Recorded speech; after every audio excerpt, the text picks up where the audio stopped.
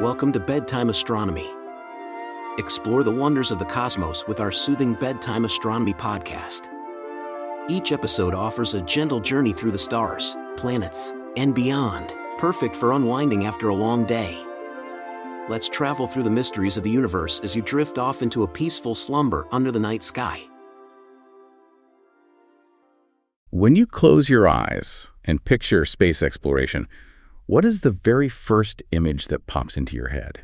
Oh, it is definitely something blindingly bright, you know? Right. If you are, like most of us, it is always this extreme illumination. You see those gleaming white spacesuits, like the Apollo astronauts bouncing around in the harsh, unfiltered glare of the sun. Or you picture the gold foil of a lunar lander just, catching that intense solar radiation against the black sky. Exactly. Our entire visual vocabulary for exploring the cosmos is defined by extreme, almost violent light. I mean, light is power. Yeah, light is visibility. It's how we survive in an environment that is constantly trying to kill us. It makes complete sense from a biological standpoint, and honestly from an engineering one, too.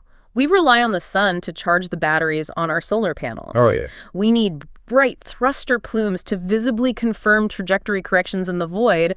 And frankly, we just need the heat of that light to keep our instruments from freezing solid. Yeah, our instinct as a human species is basically to follow the light.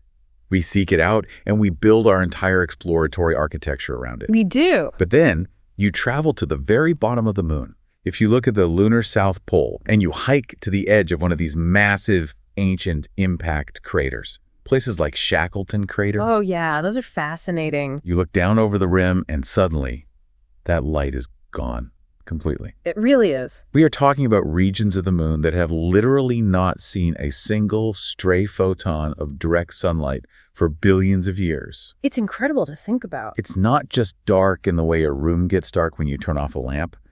It is a permanent, freezing, absolute shadow. It is the ultimate void. If you were to drop down into one of those craters, you are entering an environment that is incredibly hostile to the kind of exploratory hardware we usually build. Because of the cold? Yeah, the temperatures plunge to levels that shatter conventional metals. There is no solar power to be harvested down there. It is, by almost every traditional metric we use in aerospace engineering, a totally dead zone. And yet, here is the wild twist at the heart of our conversation today. That horrifying pitch black nothingness. Yeah. It turns out to be the absolute perfect environment, arguably the most valuable real estate in the entire solar system for humanity's most precise, cutting-edge technology. It really is a massive paradigm shift. We are literally planning to plunge into the darkest, coldest abyss imaginable just to build a machine of perfect light. Which is such a profound inversion of how we normally operate in space. I know. And this isn't just some speculative science fiction concept either. What we are exploring today is a highly practical, rigorously detailed blueprint for the actual future of lunar exploration. Physicists have realized that the very things that make these craters seem so terrifying and inhospitable, the absolute cold, the profound emptiness, Right. those are exactly the conditions required to stabilize a piece of quantum technology called an ultrastable laser. An ultrastable laser. Exactly. And by placing this specific instrument in this specific dark place, we fundamentally change how we navigate through space, how we measure time, and even how we listen to the universe itself. Okay, I am so ready to get into this. Yeah. But if I am sitting here listening to this and picturing a perfectly dark, perfectly cold crater, the very first thing I think of is the vacuum of space. Sure. And we know space is already a vacuum, so I had to push back right out of the gate. Go for it. If the entirety of outer space is already this giant empty vacuum, why are physicists so obsessed with the extra stillness of these specific lunar craters? What makes the vacuum inside a dark hole on the moon any better than the vacuum floating halfway between Earth and Mars? Well, we have to define what stillness actually means when we step into the realm of high-precision physics. Okay. Because when we casually throw around the word vacuum, we usually just mean an environment with no air. Right, like an empty void. But the physical world, especially at a microscopic level, is incredibly chaotic everywhere, even in the so-called vacuum of deep space. Space is not perfectly empty, and it is certainly not perfectly cold. Really? No, when a satellite is orbiting the Earth or drifting between planets, it is constantly being bombarded. Bombarded by what? Like micrometeorites? Sometimes, yeah, but I'm talking about things much smaller and much more pervasive. Solar radiation. The solar wind, which is basically a stream of charged particles spewed out by the sun, cosmic rays. Oh, I see. And most importantly, fluctuating thermal energy. A satellite in space heats up dramatically when it's facing the sun, and then it cools down rapidly when it passes into a planetary shadow. Right, the temperature swings are wild. Exactly. And the materials on that satellite, the aluminum, the titanium, the circuitry, they all expand and contract with those temperature swings. This creates microvibrations throughout the entire physical structure. So even though there's no physical wind blowing against the satellite, the fluctuating heat of the sun is basically beating it up on a microscopic level. It's jittering. That is a very good way to visualize it. Heat is ultimately just atomic motion. It's kinetic energy. If something is warm, its constituent atoms are vibrating violently. And if you are trying to build an instrument that relies on absolute perfect precision, measuring things down to the width of an atom, Right. even a fraction of a degree of heat creates a violent, jittery disruption. Now, look at the moon generally. The moon is fantastic for certain types of science because it doesn't have the seismic activity of Earth. Because there are no tectonic plates. Exactly. No tectonic plates crashing together. There are no oceans pounding against coastlines. No semi-trucks driving down the highway to create ground noise. Yeah, the Earth is super noisy. It is. And the moon also lacks an atmosphere, so there are no wind or sound waves, which are massive disruptors of precision instruments. But the sunlit lunar surface still experiences brutal temperature swings. Right, it goes from something like 250 degrees Fahrenheit in the direct sunlight down to negative 200 degrees in the lunar night. Yeah, that's a massive thermal shock every 2 weeks. Precisely. That thermal cycling would completely destroy the alignment of an ultrastable laser. But step down into those permanently shadowed craters at the South Pole. Where the sun never shines. Right. Because the sun never crests the rim to hit the crater floor, the ambient temperature down there rests steadily around 50 degrees above absolute zero. That is 50 Kelvin. Wow. And for context, absolute 0 Kelvin is the theoretical limit where all atomic motion essentially stops entirely, right? Yes. So at 50 Kelvin, the random microscopic jitter of physical materials is drastically reduced. You are entering a realm of thermodynamic stillness that is incredibly difficult and very expensive to achieve artificially on Earth. I can imagine. Furthermore, the vacuum inside these specific craters is actually of a higher quality than the general lunar surface. Okay, wait, how can a vacuum be of a higher quality? It's on the same moon. Doesn't the whole moon share the exact same lack of atmosphere? It does, but the general lunar surface actually suffers from a very faint exosphere. Ooh. Yeah. Solar radiation hits the lunar dirt and causes a tiny bit of outgassing. It releases trace amounts of helium, argon, and other particles. Plus, the solar wind is constantly impacting the day side. So it's a bit dusty and gassy on a microscopic level. Exactly.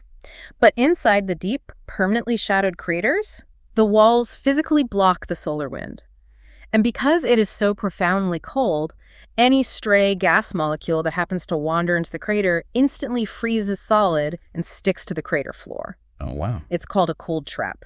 So the environment inside the crater acts like a natural ultra-high vacuum pump, just continuously scrubbing its own space empty. It effectively eliminates any stray acoustic vibrations and drastically reduces the rogue particles that could bump into delicate instruments. It's almost a paradox. As humans, we usually look for warm, sunny spots to set up camp because that's what keeps our machines running and our bodies from freezing. Right. But here, the dead zones, the places where absolutely nothing happens, where there is no ambient energy, no light, no heat, those are the most crucial places to be for this specific science. They really are. It makes me think about how the upcoming Artemis missions are already targeting these exact South Pole regions because they contain water ice frozen in the shadows. We are heading to the darkest places for survival resources. And the physics community is basically saying, hey, while you're down there in the dark mining ice, it just so happens to be the perfect spot for our ultimate precision laser. It is the ultimate cosmic coincidence. The conditions required for long-term human survival, finding ancient ice trapped in these cold traps to turn into drinking water and rocket fuel.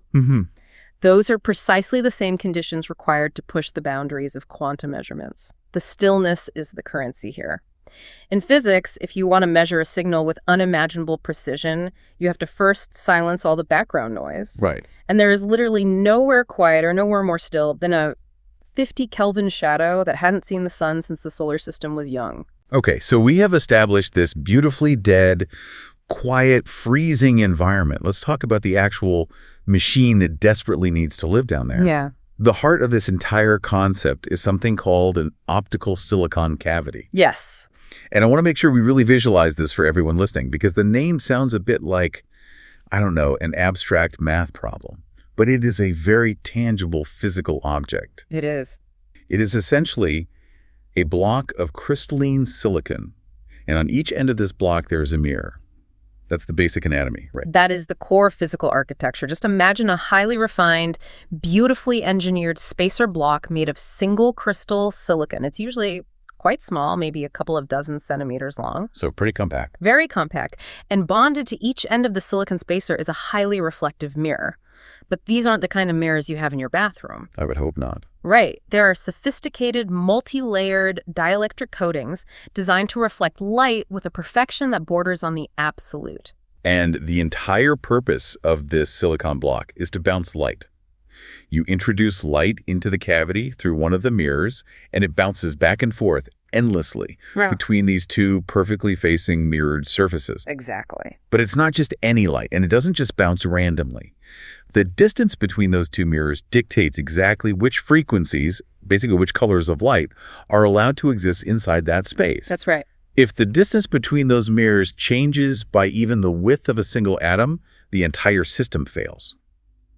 Let's talk about why the physical distance is so strictly tied to the color of the light. Well, it comes down to the fundamental wave nature of light and a principle known as resonance.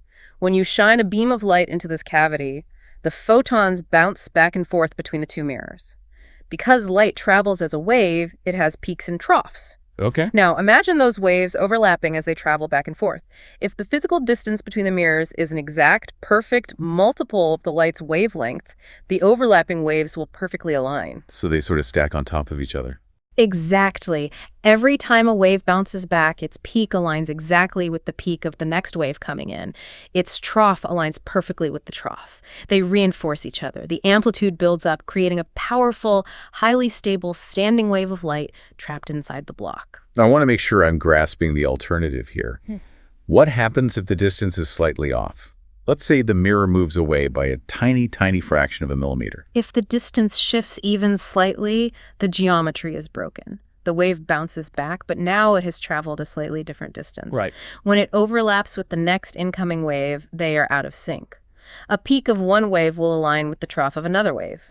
When a peak and a trough meet, they cancel each other out. Oh, I see. This is called destructive interference. The energy doesn't disappear from the universe, of course, but the light wave itself cannot sustain its structure inside that specific physical boundary. It scatters or is transmitted out, and the standing wave collapses. Okay, I think I have an analogy for this, but correct me if I stray too far. Think about a perfectly tuned acoustic instrument. Let's use a guitar. Okay, sure. When you pluck a guitar string, the string is anchored at two incredibly fixed points: the nut at the top of the neck and the bridge down on the body. Right. That physical distance between those two anchor points is completely non-negotiable. Because of that exact fixed distance, when you pluck the string, only one specific pure note, let's say an A, can sustain itself and ring out loudly.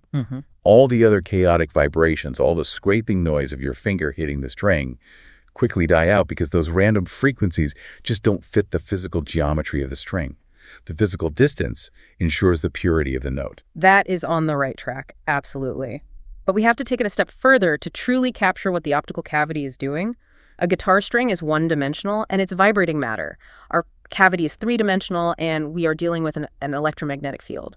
Photons. Right, light instead of physical strings. Exactly. But the underlying principle of boundary conditions is identical. The distance between the guitar's bridge and the nut is the exact equivalent of the distance between our two mirrors. The silicon block acts as the neck of the guitar, holding the mirrors perfectly, rigidly apart. Okay, I'm tracking. The optical cavity acts as the ultimate, unforgiving gatekeeper. It dictates the physics of the space. It essentially says, only light of this exact specific frequency, this exact wavelength, is allowed to resonate and build power here. Any other frequency will destroy itself through interference. So if we want to keep our optical guitar perfectly in tune, the neck of the guitar, the silicon block, can never, ever bend, warp, expand, or shrink. Never. If the distance between the mirrors changes by even a fraction of an atomic diameter, our perfectly pure color of light shifts. The standing wave collapses. It basically goes out of tune. And that introduces the terror of thermodynamics that we were discussing earlier. Oh, right, because of heat. Yes. In the physical universe, almost everything expands when it gets warm and contracts when it gets cold. Even a highly engineered block of single crystal silicon. Mm-hmm. If you put this silicon cavity on a table in a normal laboratory room on Earth, just the microscopic fluctuations in the room's ambient air temperature, maybe the air conditioning turns on, or a scientist walks past. Just a person walking past. Oh yeah, body heat is more than enough. That would cause the silicon block to expand and contract by microscopic amounts. The mirrors would constantly be moving closer together and further apart. The resonant frequency of the light would drift endlessly. The instrument would be completely useless for the kind of extreme precision we are chasing. Which brings us directly back to our dark, freezing lunar crater. We know the Shackleton crater is sitting at a very chilly 50 Kelvin. That is incredibly cold. It slows down a massive amount of that thermal jitter. It does. But 50 Kelvin is actually not cold enough for the absolute perfection we are aiming for here. The physicists need to reach a very specific magic number, 16 Kelvin. Exactly, 16 Kelvin. Wait, if the ambient environment of the crater floor itself is 50 Kelvin, how does the machine get colder than the dirt it's sitting on? Are we plugging in some giant, power-hungry cosmic refrigerator down there? Because that seems like it would defeat the whole purpose of going to a dead, quiet zone. You've hit on one of the most brilliant engineering solutions in this entire architecture. It raises a fascinating point about how we engineer things for the deep space environment compared to how we do it on Earth. Okay. If you were sitting in a lab in Colorado or Germany, and you want to cool a silicon block down to exactly 16 Kelvin, you have to build a massive, incredibly complex piece of machinery called a cryostat. Right, I've seen pictures of those. They look like giant metal barrels covered in wires and tubes. They are absolute beasts. They require huge amounts of electrical power, constant maintenance, and they often rely on circulating liquid helium as a coolant. And here is the brutal irony of the whole setup. What's that? The machinery itself, the pumps, the compressors pushing the liquid helium around, creates severe mechanical vibration. Oh, of course. So you cool the silicon down to stop thermal jitter, but in doing so, you introduce mechanical shaking from the refrigerator. You then have to build elaborate, actively controlled isolation tables just to float the cavity and protect it from the very machine that is cooling it. It is an engineering nightmare of cascading complexities. That sounds exhausting. It is. But on the moon, inside this permanently shadowed crater, we don't need active machinery. We don't need liquid helium pumps. We can use the geometry of the universe passively. So no power cords, no liquid coolants vibrating the table, just physics. Just physics. How exactly do we get it from 50 down to 16 without a refrigerator? By utilizing radiative cooling, specifically through deployable radiation panels, the housing of the optical cavity is equipped with thermal panels that literally unfold once the rover places the instrument on the crater floor. And what these panels do is they look up. Up. Yes. They point away from the 50 Kelvin lunar dirt, and they look directly out into the infinite deep abyss of outer space. And space is colder than the crater. Vastly colder. Deep space has a background temperature of about 2.7 Kelvin. That is the cosmic microwave background, the fading residual radiation left over from the Big Bang itself. Wow. Now, the laws of thermodynamics dictate that heat naturally flows from warmer objects to colder objects. Through the Stefan Boltzmann law, an object will radiate its thermal energy away as infrared light. Because the panels are looking at a 2.7 Kelvin sky, the residual heat inside the 50 Kelvin silicon block travels up to the panels and is radiated away, lost forever into the infinite heat sink of the universe. That is honestly mind-bending. The machine cools itself simply by exposing its heat to the infinite cold of deep space. It's like opening a window in winter to cool down a hot room, but the window opens into the cosmic void. That's a great analogy. But wait, if it's looking at a 2.7 Kelvin sky, why doesn't it just keep cooling down until it hits 2.7 Kelvin? Why does it stop at 16? Well, that is where the careful thermal engineering comes in. The silicon block isn't just floating in space. It is still physically near the 50 Kelvin lunar surface. Even with heavy thermal shielding around the bottom and sides of the instrument, a tiny amount of heat from the lunar dirt will slowly conduct or radiate into the device. So it's leaking a tiny bit of heat in from the ground. Exactly. So the engineers design the surface area of the radiation panels very precisely. The panels dump heat into space at a specific rate, while the shielding allows a microscopic trickle of heat in from the ground. When those two rates perfectly balance each other out, the system reaches thermal equilibrium. I see. By designing the panels correctly, they can ensure that this equilibrium point lands exactly at 16 Kelvin. It is a natural, free, vibration-free cryogenic freezer. Okay, I understand how we get to 16 Kelvin now. But why 16 Kelvin specifically? Why go through all the trouble of unfolding panels and balancing heat laws? Why not just balance it at 20 Kelvin? Right. Or try to push it down to 10? Because at exactly 16 Kelvin, crystalline silicon exhibits a miraculous, counterintuitive physical property. Its coefficient of thermal expansion crosses 0. Let's pause and make sure we totally grasp that. You're saying its coefficient of thermal expansion, basically the rate at which it changes size when the temperature changes, becomes 0. Yes. But earlier we said everything shrinks when it gets colder and expands when it gets warmer. Are you saying silicon just stops shrinking at 16 Kelvin? Why would a physical material just decide to stop obeying that rule? It doesn't stop obeying the rules. It's just a matter of two different quantum effects perfectly canceling each other out. Oh, quantum effects. Okay. It gets a bit deep into solid-state physics, but essentially, the atoms in a silicon crystal are bound together in a lattice. As you cool it down, the primary effect is that the atoms vibrate less, so they settle closer together, and the material shrinks. Right, the normal shrinking. However, at very low temperatures, you also have to consider the specific shape of the energetic bonds between the atoms and the behavior of phonons. Phonons are quantized packets of vibrational energy. Okay. In silicon, below about 120 Kelvin, certain low-energy phonons actually cause the lattice to pull inward. As you keep dropping the temperature, the dynamics between the standard thermal contraction and these specific phonon interactions shift. Right at exactly 16 Kelvin, the tendency of the material to expand due to one effect is perfectly exactly matched by its tendency to contract due to the other. So it's a thermodynamic tug-of-war, and at exactly 16 Kelvin, it's a dead tie. Exactly. The atomic lattice of the silicon reaches a perfect equilibrium.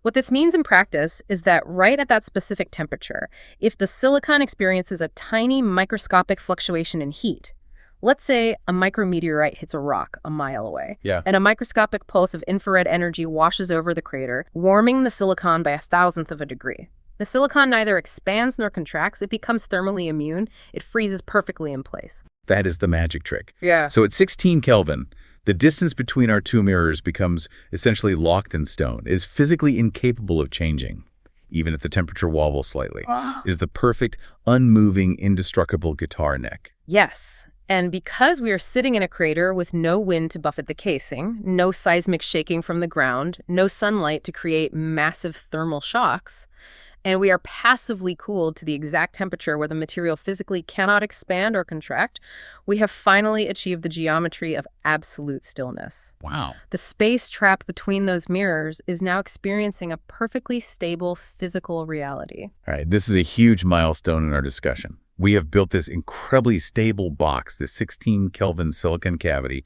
sitting in the dark, maintaining this perfect distance between two mirrors. But a box with mirrors doesn't do anything on its own. No, it doesn't. It's just an empty, cold stage. Yeah. Now we have to actually introduce the light, and this is where we get to the concept of the laser lock. Precisely. The silicon cavity itself isn't generating any light. It is just a filter. We have to bring a laser source with us. The plan is to take a commercially available laser, something high-end, but fundamentally something you could theoretically build on Earth, and place it nearby. Right. Maybe the laser sits right on the rim of the crater where it can catch some sunlight to power its electronics. Or maybe it sits down inside the crater next to the cavity, powered by a cable. Either way, this commercial laser fires a beam, and a small amount of that light is directed down a fiber optic cable and injected into our ultra-cold, perfectly still optical cavity. And the cavity does something profound to the laser. It locks it. It does. Let's break down what a laser lock actually is. To understand the lock, we first have to understand the inherent flaw in standard lasers. If you take a standard commercial laser, even a very expensive one used in a laboratory, and you turn it on to the human eye, it seems like a perfectly steady beam of light. Right, it just looks like a solid beam. Yeah, but if you measure it with enough precision, you'll see that the frequency, the exact specific color of that light, is constantly wandering. Why does it wander? Shouldn't a laser just emit one color? In a perfect theoretical world, yes. But a real laser relies on physical components. It has internal diodes that get hot. It has a power supply that might have microfluctuations in current. The internal cavity of the laser itself vibrates slightly. So it's a victim to all those physical imperfections we talked about. Exactly. All of these physical imperfections cause the frequency of the emitted light to drift over time. It wanders around the target frequency. In physics, we refer to this as a wild or free-running laser. It has a relatively broad line width, meaning the color is smearing out slightly. I'm going to try another analogy here. Let's picture that commercial laser as a wild, incredibly fast horse. Oh. It has a ton of energy. It's powerful. But if you put it in an open field and tell it to run straight at exactly 30 miles per hour, it's going to fail. It's going to run a little to the left, a little to the right. It'll speed up to 31. It'll slow down to 29. It's totally unpredictable. Sure. The optical silicon cavity is like a perfectly sized, inescapable, walled-in circular track. You take that wild horse and you force it onto the track. And suddenly, because the track never changes size or shape, the horse is forced to run at one exact, unwavering speed in a perfect circle. It has no choice but to conform to the physical constraints of the track. I like the imagery, but let's refine it a bit to capture the actual mechanism of the lock, because the cavity isn't just a passive physical barrier the light bumps into. Oh, it's not? No, it's an active electronic feedback loop. It's more like putting a monitor on the horse that actively shocks it if it speeds up or slows down. Oh, wow. Okay. Here is how the lock, often achieved using a method called the Pound-Drever-Hall technique, actually functions. The wild laser sends its light into the 16 Kelvin cavity. Remember, because of its absolute stillness, the cavity only allows one exact, ultra-precise frequency to resonate and build up a standing wave. Right. The system has a photodetector, a highly sensitive light sensor, measuring the light that bounces off or escapes the cavity. If the wild laser drifts even a billionth of a percentage point away from that exact resonant frequency, the light will suddenly stop resonating perfectly inside the silicon block. It goes out of tune and the wave starts to collapse. Exactly. The photodetector instantly sees this drop in resonance. It generates an error signal. That error signal is fed into a PID controller, which is an electronic processor, which calculates exactly how far the laser drifted. The controller then fires a lightning-fast electronic signal back up the cable to the wild commercial laser. It tells the laser's internal components, usually by adjusting the current or physically tweaking a tiny piezo crystal on the laser's own internal mirror, you are drifting too high, lower your frequency immediately. Oh, so the cavity and the laser are constantly talking to each other. Continuously, billions of times a second. It is a relentless, aggressive feedback loop. The perfectly still cavity acts as the ultimate unforgiving reference point. It disciplines the commercial laser, instantly correcting its natural tendency to wander. That's wild. Through this constant high-speed electronic correction, the laser is forced to emit a single, unwavering color.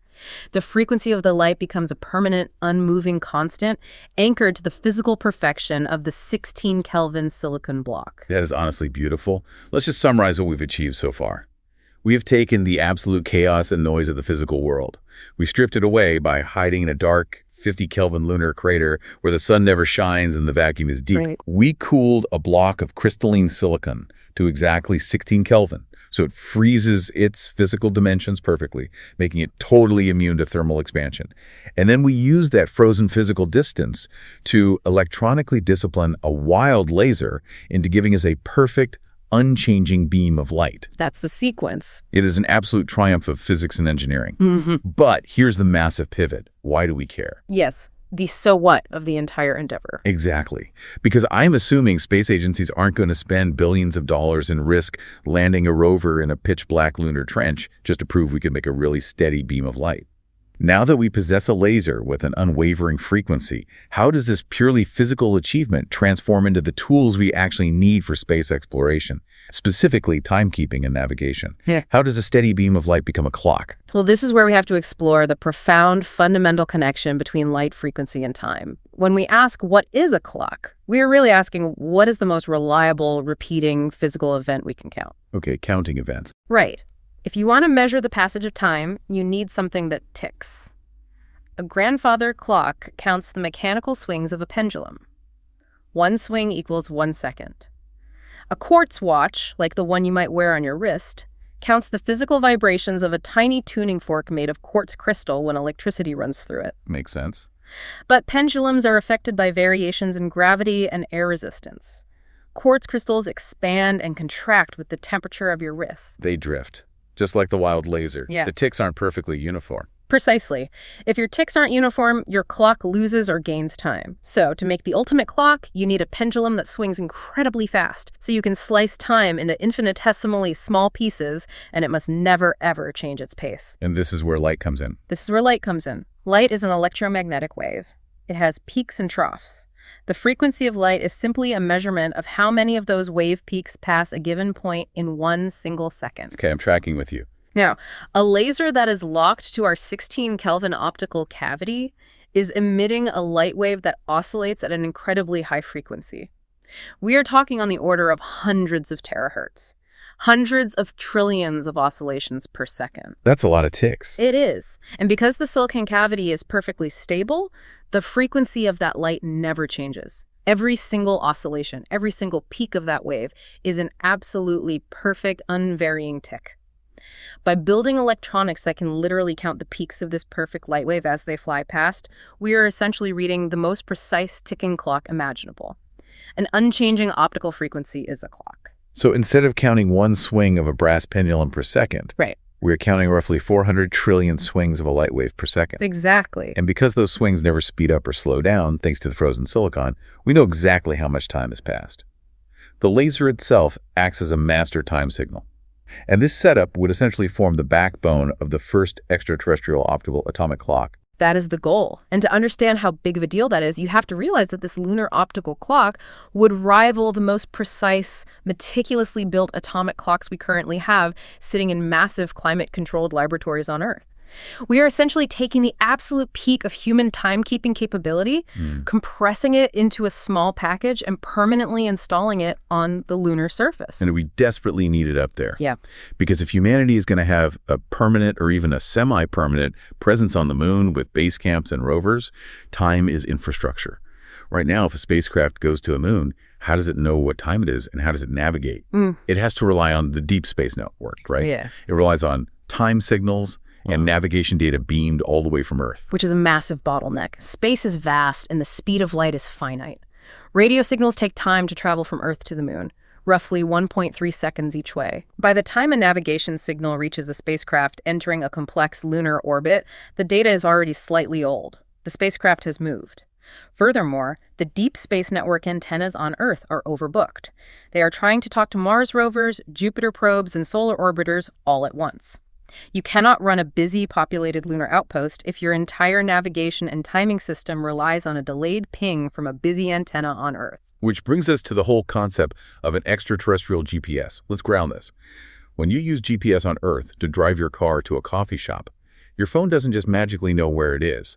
It is communicating with a network of satellites orbiting the Earth. And the way GPS actually works is entirely based on time, right? Completely. Every single GPS satellite has an atomic clock on board. The satellite broadcasts a radio signal that basically says, I am satellite number 4, and exactly when I sent this message, my clock read 12.0000.000. Your phone receives that signal.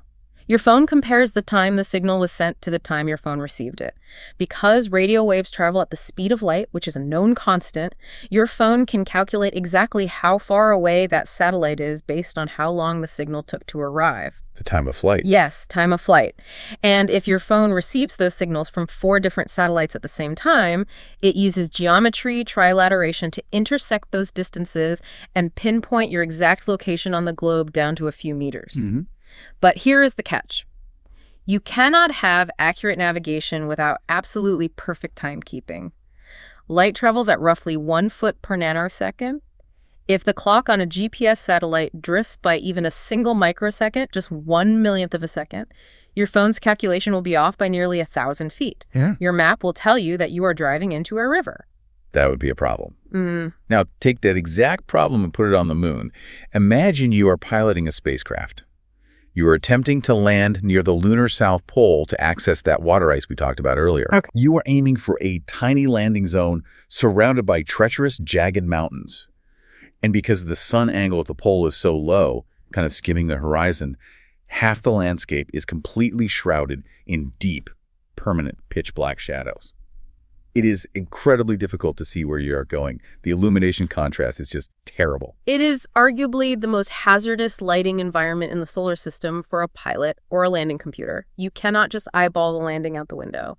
Without a perfect local navigation system, landing a spacecraft in those regions is incredibly dangerous. It's a game of blind luck. But if you have this ultrastable laser, this optical clock sitting in the Shackleton crater below, broadcasting a master time signal to a small constellation of lunar orbiters, you instantly have a high-precision local lunar GPS. Precisely. The incoming spacecraft can read those time signals, calculate its exact distance from the surface and the surrounding mountains down to the millimeter, and navigate a precise, safe choreography directly into the landing zone, completely independent of Earth. The laser, hidden in the dark, essentially illuminates the invisible navigational path for the spacecraft in the sky. It's incredible. Whoever establishes a reliable, independent timescale on the moon essentially dictates the infrastructure for all future human exploration in the solar system. We're building the roads, the traffic lights, and the maps of the lunar surface, and they are made entirely of perfectly timed light. Every probe, every rover, every astronaut will synchronize their operations to the rhythm of that 16 Kelvin block of silicon. It becomes the heartbeat of the lunar economy, but it doesn't stop at logistics and navigation. And this is where my mind truly gets blown. Because as much as I love the idea of lunar GPS saving spacecraft from crashing into mountains, the physicists proposing this architecture didn't stop there. No, they didn't. They realized that once you have a laser that perfectly stable, a clock that precise, it doesn't just broadcast time for ships. It listens. It becomes a tool to measure the universe itself.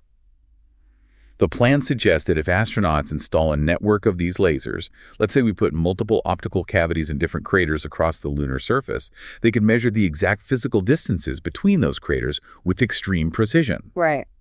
And this precision is so ridiculously high, it could act as a planetary scale detector for exotic physics, specifically gravitational waves. This is where we cross from complex engineering into fundamental astrophysics. A gravitational wave is one of the most violent, massive events in the cosmos, yet its effect on us is incredibly subtle, making it fiendishly difficult to detect. When two supermassive black holes collide billions of light years away, the sheer force of that collision doesn't just create an explosion of light or matter. The mass involved is so huge and moving so fast that it literally ripples the fabric of space-time itself. We always hear that phrase in sci-fi and documentaries, the fabric of space-time. I want to try and visualize this for everyone. Usually when we think of a wave, we think of a wave moving through space, like a sound wave moving through the air or water wave moving across the surface of a pond. The air and the water are the mediums that carry the energy. That's the classic visualization. But a gravitational wave is not a wave moving through space. It is a wave of space. That is the crucial, mind-bending distinction. Space itself is the medium. The distance between objects physically changes, not because the objects are moving, but because the space between them is warping. Okay, so picture that pond again. If space is the water of the pond and two black holes crash together, it's like dropping a massive boulder into the pond. A ripple moves outward in all directions at the speed of light. When that ripple, that gravitational wave, eventually washes over our solar system, washes over the Earth, or washes over the moon, what physically happens to the moon? The moon literally squishes and stretches. You mean the solid rock of the moon? The solid rock, the dust, the craters, the core, everything.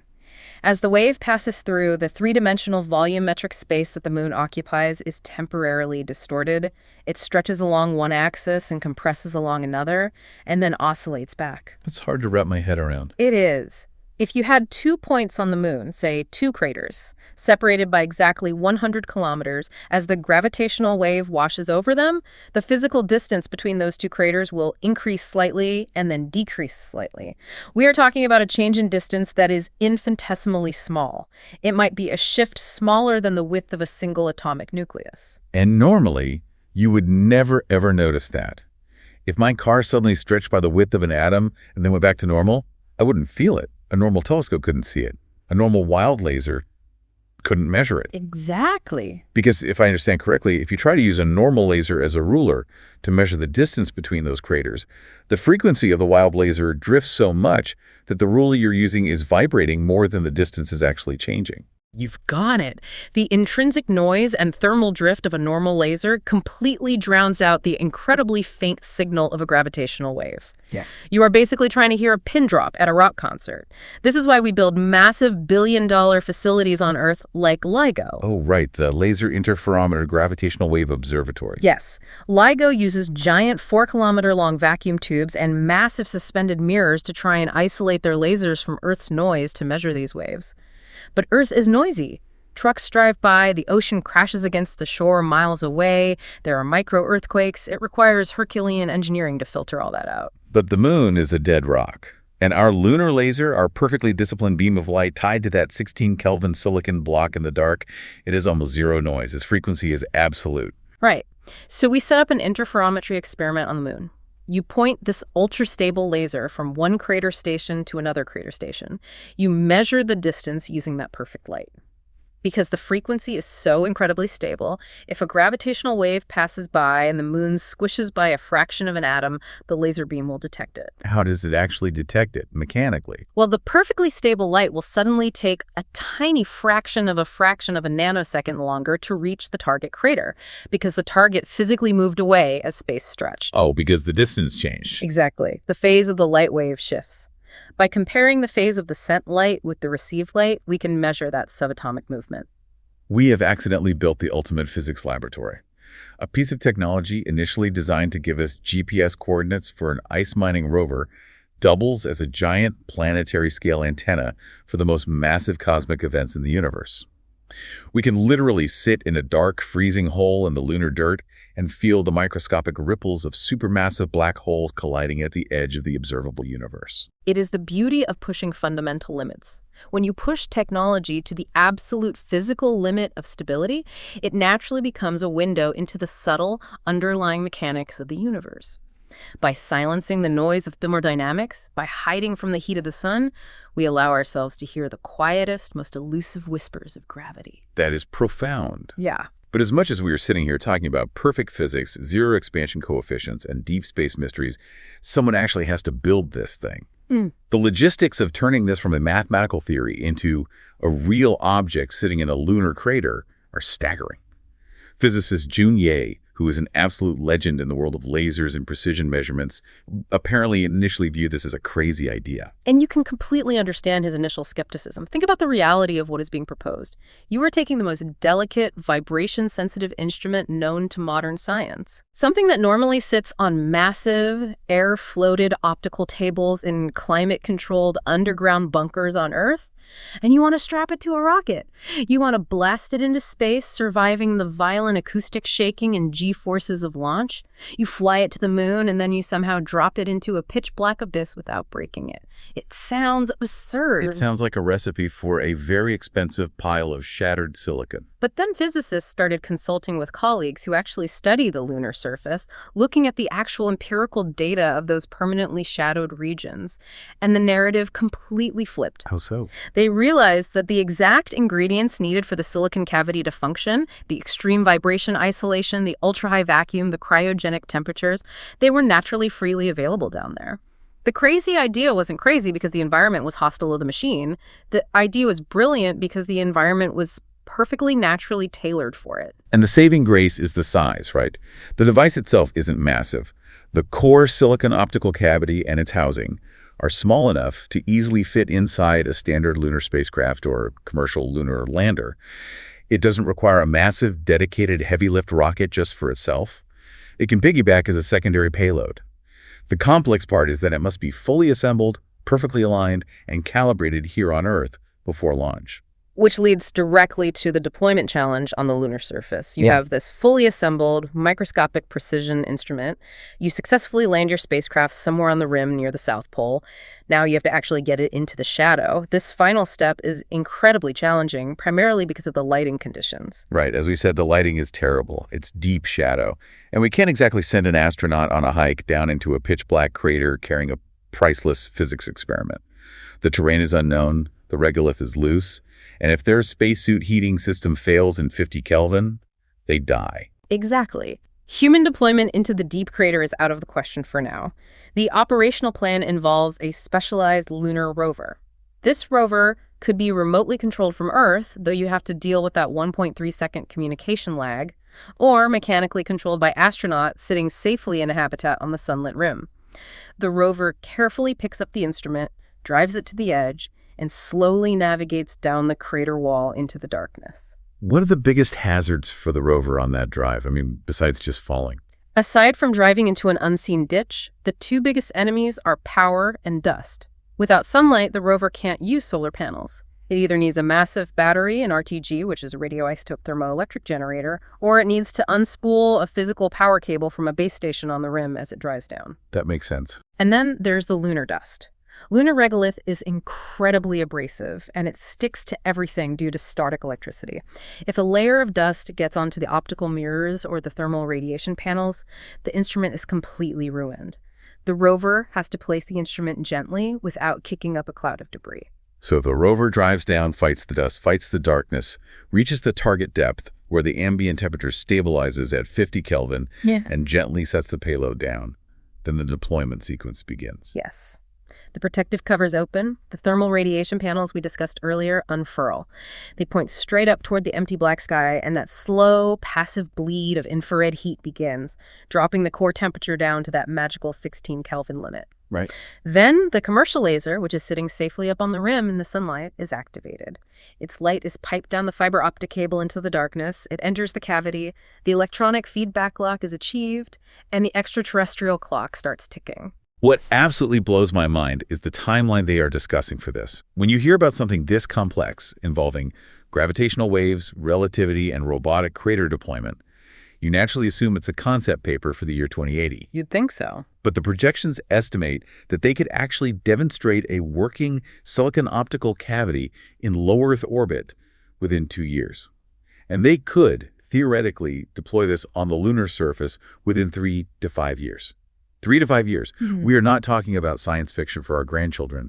We are talking about technology that could fly in the next presidential administration. The rapid timeline is entirely possible because of the sheer scale and caliber of the human collaboration behind this project. You have massive space agencies who are the undisputed masters of spaceflight mechanics and rover logistics. You have national metrology institutes who are the world masters at precision measurement, quantum mechanics, and timekeeping. Yeah, everybody's pitching in. It is a highly coordinated, multi-agency, international effort pulling together the absolute best minds in cryogenics, optical physics, and space exploration. They aren't trying to invent new physics from scratch. They are taking perfectly understood, proven physics and simply packaging it for an alien environment. It is an incredibly elegant technological piggyback. We are already going back to the moon.